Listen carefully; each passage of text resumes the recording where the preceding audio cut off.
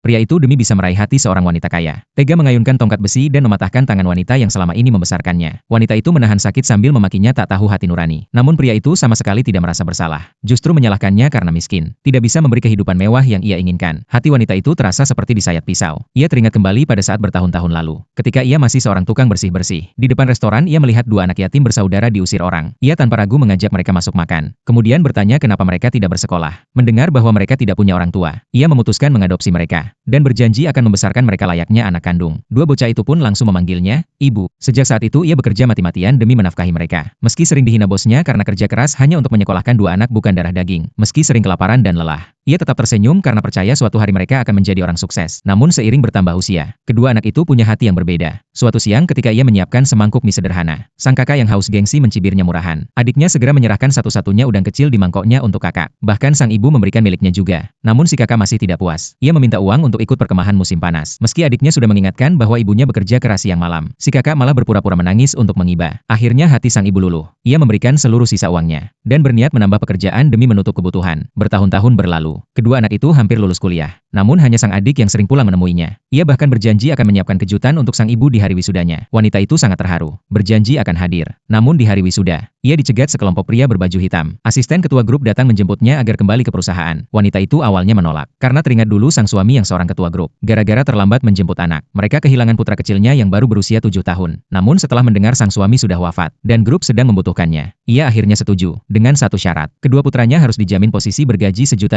setahun. Namun ternyata, sang kakak sudah lama dibeli wanita kaya itu. Bahkan mengajak adiknya bersama-sama mengakui wanita itu sebagai ibu angkat. Adiknya langsung murka, menghujat perbuatannya tidak bermoral. Namun si kakak sama sekali tidak peduli. Ketika ditanya hadiah apa yang ia siapkan untuk ulang tahun ibu, ia hanya mengeluarkan jepit rambut murahan seharga $2.